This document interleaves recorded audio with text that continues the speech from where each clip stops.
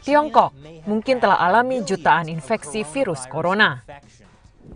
Militer Tiongkok luncurkan roket penting. Dan Justin Trudeau berdiri melawan Tiongkok. Ya, ini sungguhan. Dan masih banyak lagi di tajuk berita Tiongkok minggu ini.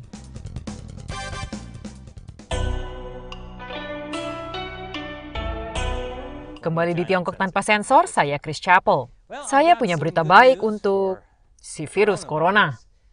Ia mungkin tidak hanya menginfeksi ribuan orang di Tiongkok. Ia mungkin sebenarnya telah menginfeksi 2,2 juta orang hanya di provinsi Hebei saja. Ya, ini adalah berita baik dari perspektif si virus. Ia telah sangat sukses menyebar. Tentunya, ia akan menang di game Plague Inc. Tentu ini adalah berita buruk untuk manusia. Di studi yang dipublikasi awal bulan ini, ahli mikrobiologi di Universitas Hong Kong mengetes 452 orang yang dievakuasi dari Provinsi Hebei ke Hong Kong bulan Maret lalu.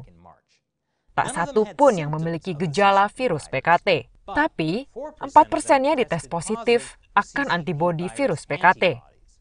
Menurut studi itu, dengan populasi 59 juta, penemuan kami mengindikasikan 2,2 juta orang di Hebei mungkin telah terinfeksi. Itu 30 kali lebih banyak dari apa yang dilaporkan oleh pejabat Tiongkok. Sulit dipastikan dengan hanya sampel sekecil itu. Dan sebenarnya para peneliti berpikir 4% mungkin terlalu sedikit. Tapi ini mungkin kabar baik untuk manusia juga. Ini berarti kebanyakan orang yang telah terinfeksi tidak pernah menunjukkan gejala. Dan ini berarti virus PKT tidak semematikan yang kita pikirkan sebelumnya. Tapi ini juga kabar buruk. Karena jika hanya 4% orang yang kena virus corona di Hebei, tempat paling parah di Tiongkok, ini tidak cukup untuk melindungi orang-orang dari gelombang virus selanjutnya. Sementara media pemerintah favorit saya, Global Times, menuduh tim peneliti Universitas Hong Kong mempublikasikan studi itu demi membantu AS menyerang Tiongkok. Apapun yang terjadi, saya selalu bisa mengandalkan Global Times. Tapi, Tiongkok ada masalah lain yang harus dikhawatirkan. Minggu ini, ada banjir besar di selatan Tiongkok dan tornado besar di utara Tiongkok. Dan yang paling menakutkan, ular yang bertelur di mesin cuci keluarga. Telur-telur itu hanya berarti satu hal, kita akan melihat lebih banyak ular. Atau omelet.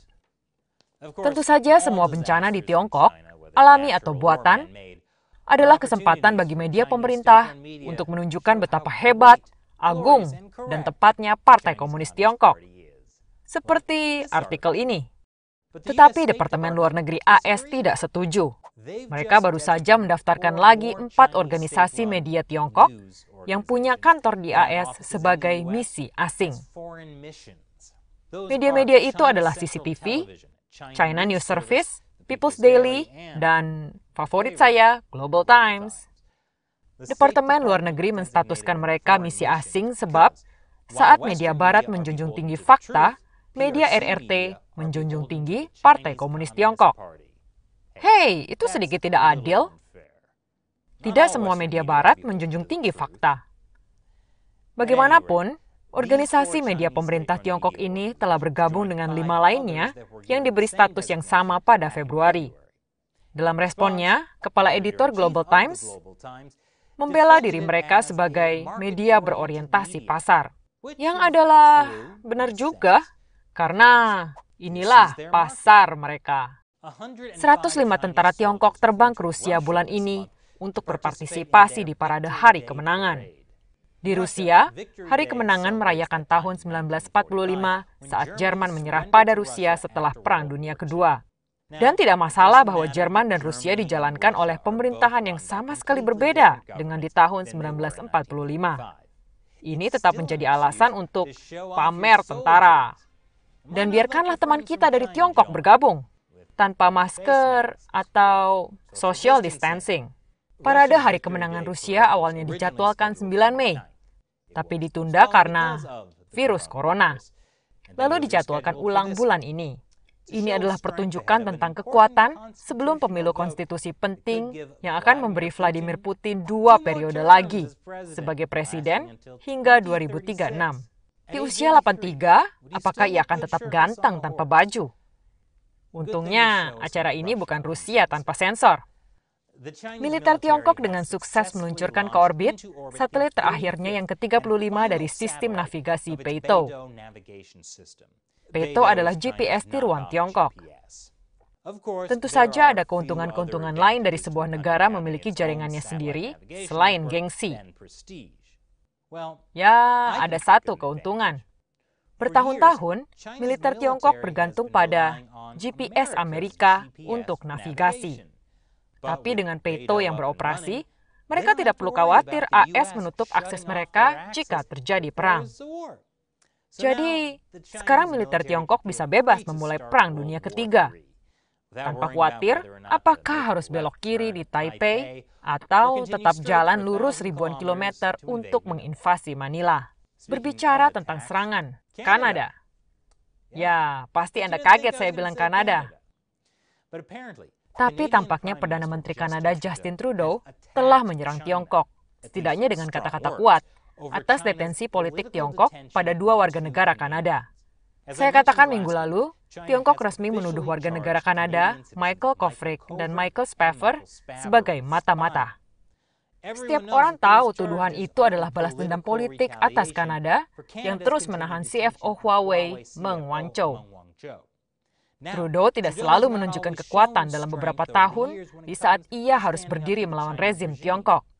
Karena dia benar-benar penyuka panda.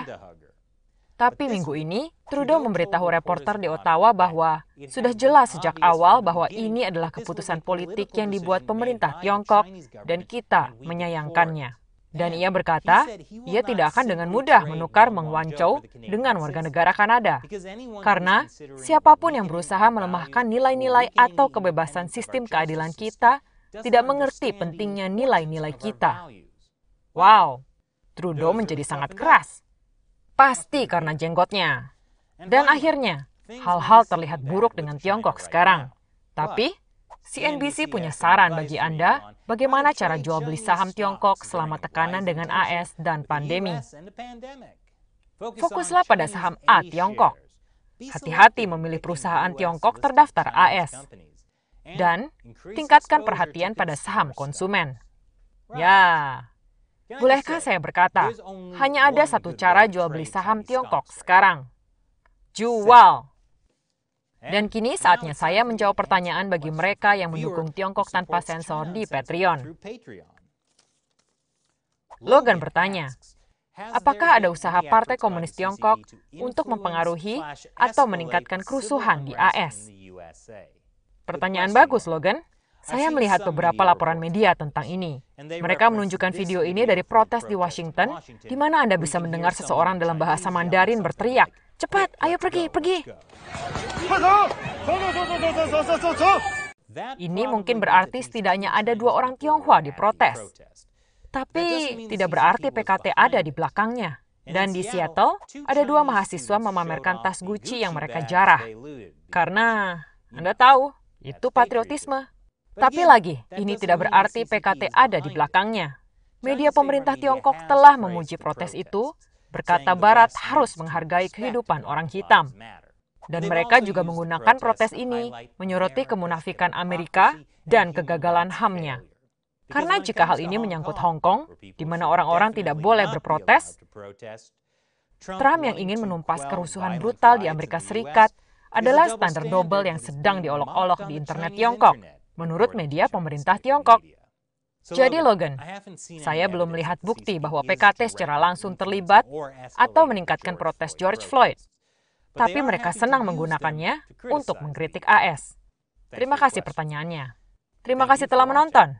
Jadilah seperti Logan, menyumbang $1 atau lebih per episode untuk membantu Tiongkok tanpa sensor. Kunjungi patreon.com/China Uncensored. Sekali lagi saya Chris Chapo, sampai jumpa.